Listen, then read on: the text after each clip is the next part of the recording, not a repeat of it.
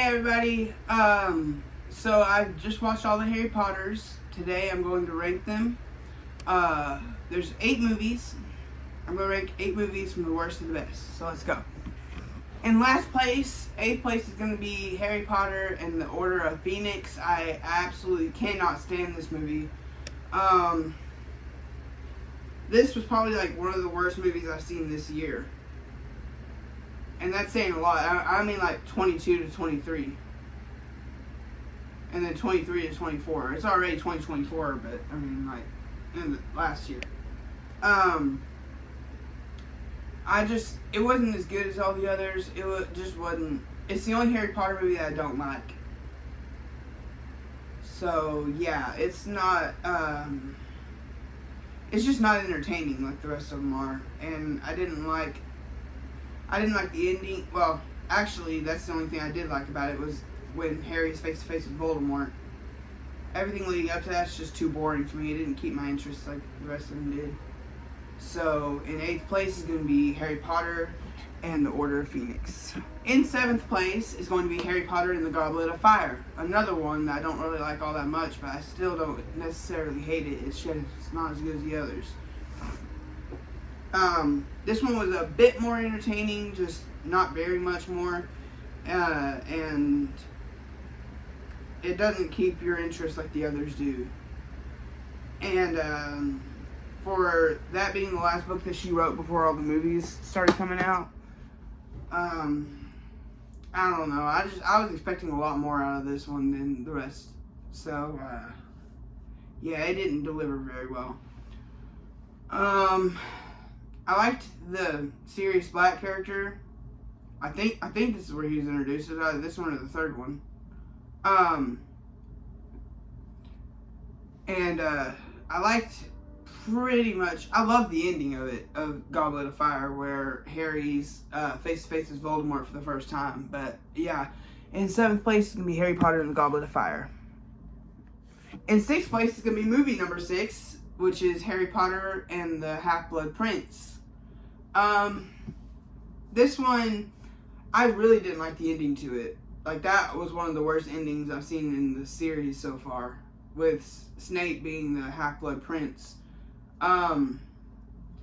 This movie just wasn't entertaining like the rest of them were, and it's just kind of bland and boring, but it's still better than the Goblet of Fire and the Order of Phoenix.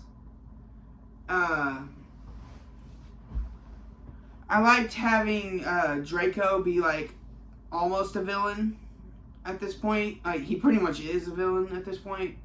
But other than that, it just wasn't very entertaining. It just didn't keep my interest. So, yeah, and I blame a lot of that on the script, honestly. But yeah, in 6th place is gonna be Harry Potter and the Half-Blood Prince. Sorry, I forgot the name for a little bit. In 5th place is gonna be Harry Potter and the Prisoner of Azkaban, movie number 3. At this point, these are all like, they're really hard to place for me. So like, you're gonna see like a lot of differing opinions from me if another Harry Potter comes out and I re-rank all of them. They're probably gonna see different opinions on all these movies. I did like this movie. I just like the other ones more. So it's kind of like, just kind of edges it out. But yeah, this one just wasn't as interesting as the rest of them were, and it just, this is the one where Sirius Black first shows up. I remember that now. But the ending, I really just didn't like all that much. The villain getting away and everything, and the fact that the villain from this one is working with Voldemort in the 4th one. This one just wasn't very, like, it just doesn't keep your interest like the rest of them. So in 5th place is going to be Harry Potter and the Prisoner of Azkaban. In 4th place is going to be Harry Potter and the Chamber of Secrets. I honestly am kind of surprised I put this movie this high, because it just wasn't one of the best ones. Dobby saves this one for me. Dobby the house elf, who is the house elf for the Malfoys. I liked this one. I didn't necessarily care for the ending of Tom Riddle and everything else. I thought script was okay. I haven't read any of the books, so I can't judge it based on the book. But the rest of it was pretty good. And so, yeah. I like the ending with Harry giving Dobby a sock, you know, and he's a free elf now. But the rest of the movie kind of just sinks it. So, yeah. Fourth place is going to be Harry Potter and the Chamber of Secrets. In third place is going to be Harry Potter and the Deathly Hallows Part 1. It just, I don't know, I love it. I love both of the Deathly Hallow movies, but it just, the first one doesn't keep your interest as much as the other one does.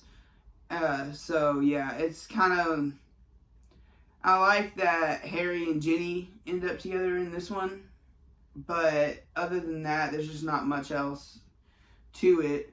And so yeah, I like the pacing of this one is off the charts slow. Like, it's Harry Potter and Deathly Hallows Part 1 is so slow. And for it to be one of the longest ones of the series, it didn't really need that. They could have made Deathly Hallows Part 2 longer. But yeah, this one is kind of just, I never like a cliffhanger ending. So like it's all, I know it's a two-parter, I just don't like cliffhanger endings. I had bad thoughts about it walking into it, just because it's a two-parter and it ends on a cliffhanger, and I knew that. So third place is going to be Harry Potter and the Deathly Hallows Part 1. In second place is going to be Harry Potter and the Deathly Hallows Part 2. This one is just more action-packed, more heavy. The best ending I've ever seen to any movie franchise. The best ending ever. I loved it so much. And for it to be the last movie of all of them, they had a really good movie, a really good script, really good budget. And with Lord Voldemort being the central villain of the story, I love that. Like, he's still got people working with him, but he's the central one. And yeah, for 2011 too, this one was really good. I was impressed. So in second place is Harry Potter and the Deathly Hallows Part 2. In first place is gonna be Harry Potter and the Sorcerer's Stone. I think is what it's called. I think it's called Harry Potter and the Sorcerer's Stone. This is the first movie of the franchise, so it's got that going for it. I loved this. I always love the relationship between Harry, Hermione, and Ron. So to see that is always great. And this is where it all started, you know. Like, it's where it all started back in the 90s with the books, and it's where it all started in 2000 with the movies. And it's all like, I just love the timing of this movie, the pacing, the fact that they make Ron the comedic relief of this movie and then kept it up throughout the rest of the movies. I love that. And I really like the cast of it. I love the cast of this franchise so much.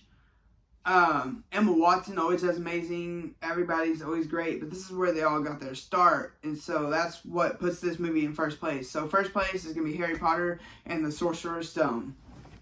And there you have it. The Harry Potter franchise ran from 2001 to 2011. It had 8 films, and that was my ranking of all of them.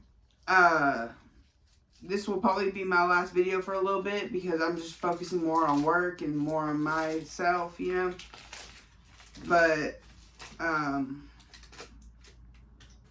yeah, y'all let me know what kind of movies y'all want to see me react to. Want to see me review and rank the franchise. But for now, this is Daniel. Bye.